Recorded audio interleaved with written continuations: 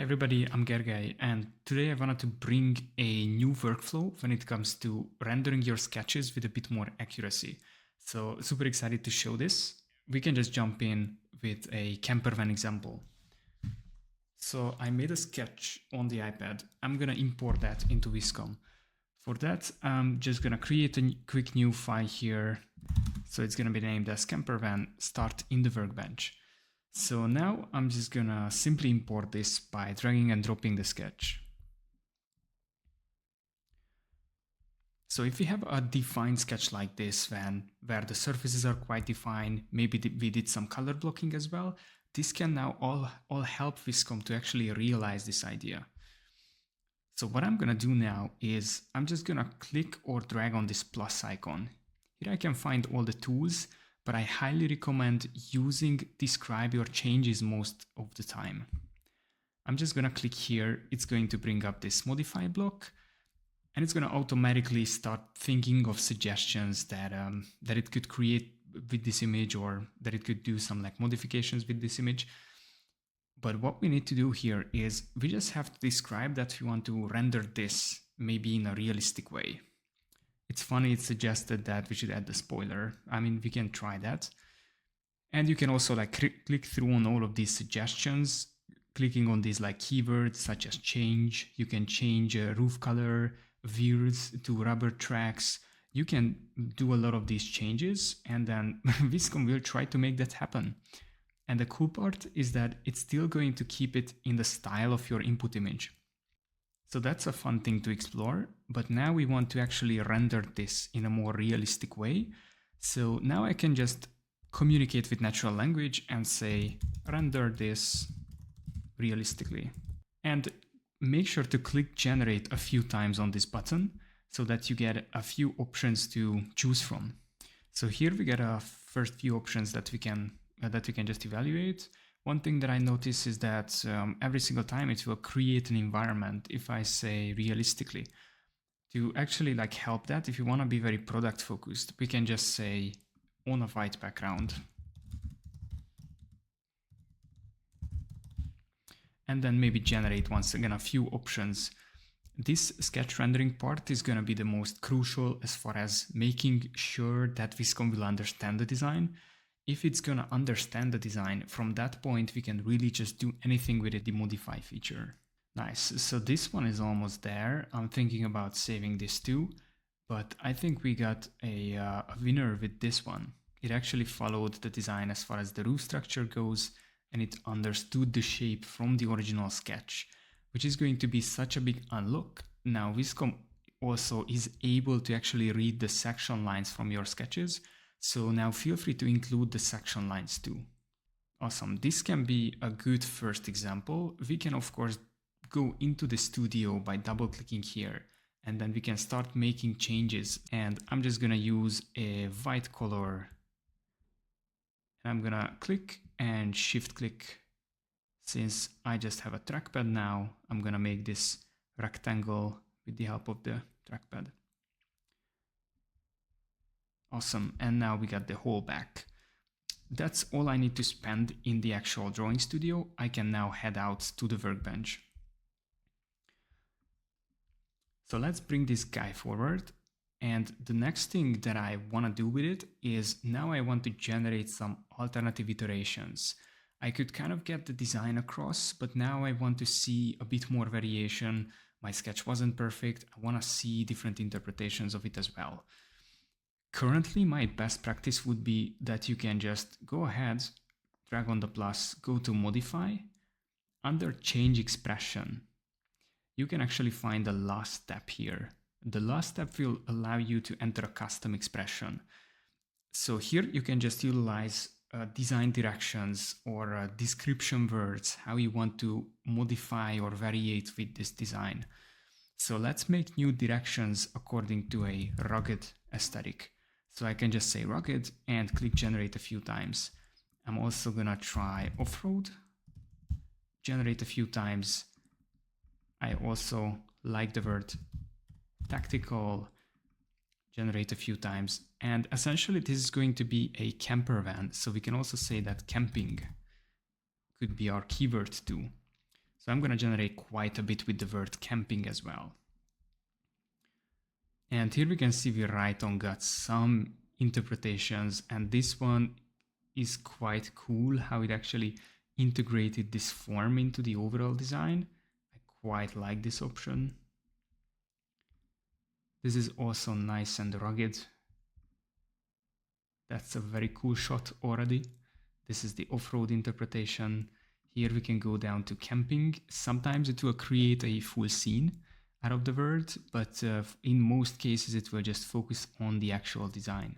I quite like this like very rugged camping equipment that it actually added, and now it started creating some scenes. I'm also curious to see what's gonna happen if I say integrated tent. Oh nice, these look cool, like the tent just got much more of an integral part of the overall design. I'm gonna use this direction and I'm gonna move forward with this one. Okay, nice, so this will be our direction here. The only thing which I wanna make a bit more realistic is gonna be the wheels. So I'm gonna ask for chunky off-road tires. Add chunky off-road tires and wheels. So this will be our prompt here, and let's just generate maybe 3 options. Okay, this is probably going to be a little bit over the top, but I have something for huge wheels, so I'm just gonna use this version here.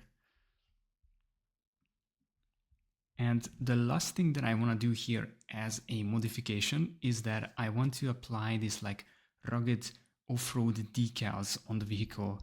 So I'm just also going to use this describe your changes and say add rugged off-road decals on the vehicle. We can also say path decals. Yeah, these are quite sweet here. I think I'm gonna go with this one. It works really well with this cutoff fender too, that it made the front body color with these decals. It's perfect. One thing I'm not sure of is the actual colors of this composition. It looks cool in white, but I would just try more rugged colors as well. So I'm gonna go to modify once again, variate form and color. And with the color option, we can actually choose from a lot of different preset color palettes that can give us a super nice aesthetic if you just want to explore a lot of different colorways. The first thing that it will do is that it will extract the colors from the original image, and after that we can now actually modify these colors either one by one, or we can actually just click here, access some of the preset color palettes. That's what I'm gonna do here. Just scroll down, find this botanical balance, and we can set 8 as the variation here. I'm also gonna just duplicate this variation tool here, and I'm gonna set here a different color palette. Maybe it can be this color bay, and let's see 8 versions. And lastly, I'm gonna do a lighter palette as well. It's going to be Dreamy Nights. This is always so much fun to actually see a bunch of color variations next to each other. We got some lighter palettes and we got some more rugged off-road inspired ones as well. Now the hard part is that we have to actually choose from these. So I'm gonna maybe like choose 3 versions here. So here we get our different versions that we can also move forward with. Now that I chose this color, I actually want to see some different angles from this vehicle. So I can also go back to modify and check new view. And here I can just click on some of these points and some of these planes, and it will generate us those views that I click on here. Sometimes it will also generate a complete environment for it. Feel free to just regenerate using the same angle. I quite like this rear end. It's very rugged. It pretty much nailed what we wanted to have here. And we even got like a bottom view for it. This can also be a nice rear view for us. But now I'm actually want to place this into an environment just like this, but I'm going to choose a camping scene for it.